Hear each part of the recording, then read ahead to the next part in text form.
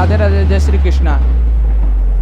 Imagine करिए एक ऐसी दुनिया जहाँ पे सभी लोग अंधे हैं। वहाँ एक ऐसा व्यक्ति पहुँच जाए जो उन्हें लाइट के बारे में बताता है, दिखाई देने वाले विजुअल यूनिवर्स के बारे में बताता है। तो वो अंधे लोग उस पर बिल्कुल विश्वास नहीं करते, क्योंकि उस चीज़ को कभी महसूस ही नहीं किए।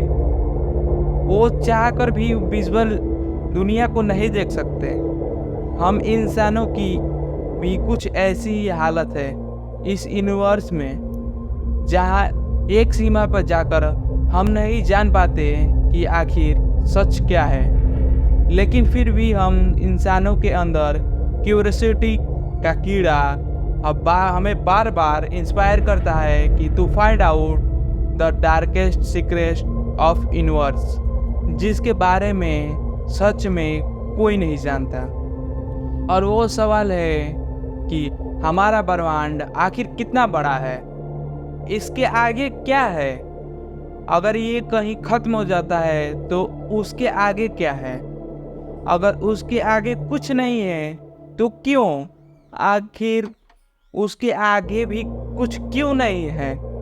अगर ऐसे अनेकों अनंत ब्रह्मांड एग्जिस्ट करते हैं तो हमारे इन्फिनाइट क्यूरियोसिटी चाहती है कि हम उन सब को जान सके और देख सके।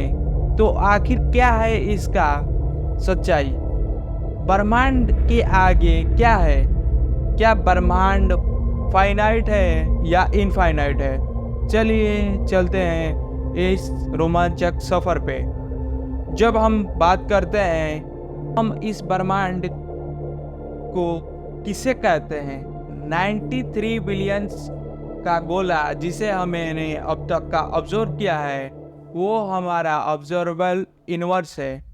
और उसके आगे हम अभी तक ऑब्जर्व नहीं कर पाए हैं, क्योंकि हम ब्रह्मांड में 13.8 बिलियंस पहले ही देख सकते हैं, उससे आगे नहीं, क्योंकि उसके आगे लाइट का दम टूट जाता है। इसका कारण है कि 13.8 बिलियंस ईयर पहले ब्रह्मांड का घनत्व इतना ज़्यादा था कि लाइट को उस बैरियर को पार करने में असमर्थ थी। इसे हम कॉस्मिक वॉल कह सकते हैं, जो 13.8 बिलियंस ईयर पहले हमारे ब्रह्मांड में हमें झांकने नहीं देता।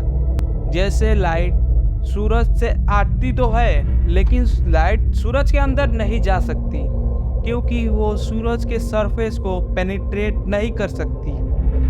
ऐसे में ये ऑब्जर्वेबल यूनिवर्स जो है, आगे हमें नहीं पता कि इसके आगे क्या है। लेकिन चलिए हम जानते हैं कुछ पॉसिबिलिटी के बारे में, जो हमारे क्यूरियोसिटी को सर्टिफाइड करेगा। पहली पॉसिबिलिटी ये है कि हमारा अपना यूनिवर्स ही इनफाइनाइट हो, यानी कि हमारा यूनिवर्स ही जैसे Galaxy, star cluster, observable universe के बाहर भी ऐसे ही हो। हम इस इनफाइनाइट यूनिवर्स के एक छोटे से हिस्से को ही ऑब्जर्व कर पाते हैं। और ऐसे यूनिवर्स में चाहे किसी भी पॉइंट से आप ऑब्जर्व करें, हम यूनिवर्स के किनारे के पे बैठ के ही ऑब्जर्व करें, तब भी हम 93 बिलियन लाइट ईयर्स ही दूर देख सकते हैं। ऐसा इनफाइनाइट यूनिवर्स काफ़ी मज़ेदार भी होगा, क्योंकि ऐसे यूनिवर्स में हमारे पृथ्वी जैसी एक नहीं बल्कि असंख्य पृथ्वी की होने की संभावना है।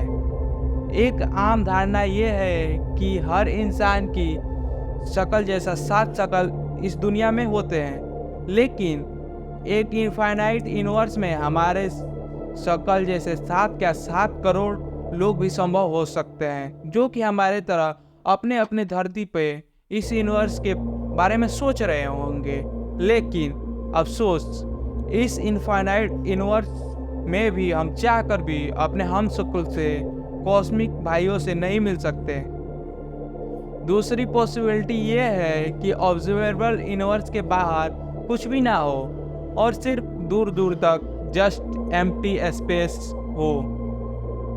ऐसे में मन में यह सवाल उठेगा कि आखिर ये हमारे यूनिवर्स में क्या खास है कि हमें एक ही है और इसके आगे अनंत वीरान जो स्पेस है उसमें कुछ नहीं है। इसमें होना ही ना होना के बराबर है और इस अनंत स्पेस के सामने हमारा यूनिवर्स इतना बड़ा होते हुए भी कि ना के बराबर है। इसके बावजूद भी हम इस छोटे से यूनिवर्स के बारे में पूरा नहीं जान पाएंगे।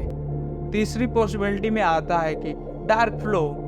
2008 में साइंटिस्ट ने एक अजीब घटना को ऑब्जर्व किया और हमारे ऑब्जर्वेबल यूनिवर्स जो है और गैलेक्सी जो क्लस्टर है वो काफ़ी तेज़ी से किसी अननोन ऑब्जेक्ट की तरफ खींचे चले जा रहे हैं और ये सभी गैलेक्सी और क्लस्टर किसी एक डायरेक्शन में ही 20 लाख मील प्रति घंटे के रफ्तार से जा रहे हैं।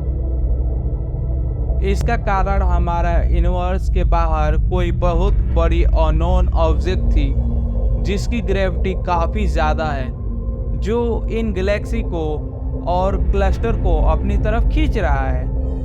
लेकिन आखिर ये चीज़ क्या हो सकती है?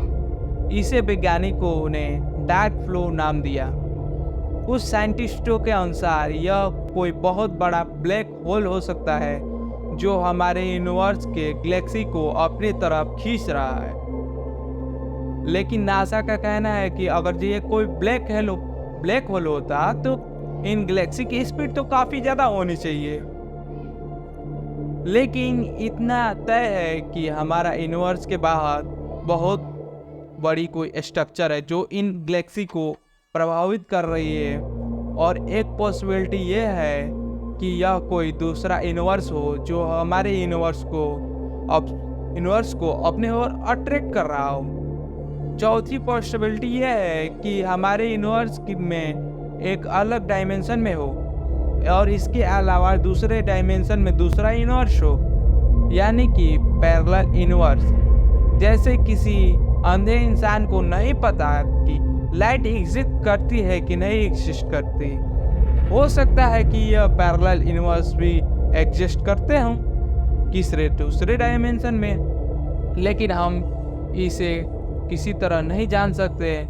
वैसे ही जैसे कि एक जन्म से अंधा इंसान इस बात को नहीं मान सकता है कि प्रकाश जैसी कोई चीज़ भी होती है, लेकिन साइंटिस्ट जो अनुमान लगाते हैं कि पैरेलल यूनिवर्स भी एक कल्पना के ज़्यादा कुछ नहीं है। पांचवी पॉसिबिलिटी है आपकी क्यूरियोसिटी को शांत कर सकती है। यह है कि अनुसार हमारी दुनिया एक सिमुलेशन है, यानी कि हम एक कंप्यूटर प्रोग्राम के हिस्सा हैं।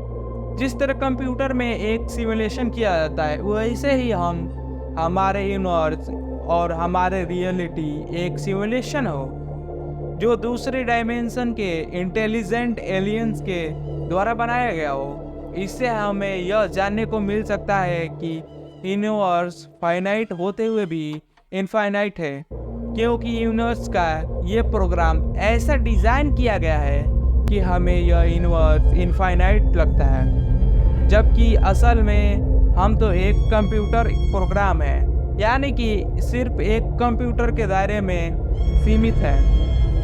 लेकिन सवाल तो यहाँ पर भी ख़त्म नहीं होता ना, आखिर वो कंप्यूटर भी तो किसी दुनिया का एक हिस्सा तो होगा ना, लेकिन वो दुनिया कौन सी है और वो यूनिवर्स क्या इनफाइनाइट है या फाइनाइट है, यह एक अब रहस्य है।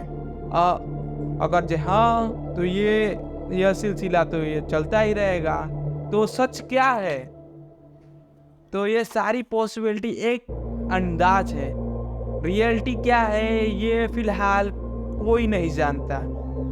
1% जो हम ब्रह्मांड के बारे में भी नहीं जानते, 99.9 मैटर जो एनर्जी है वो एग्जिस्ट करती है, लेकिन हम उसे नहीं जानते।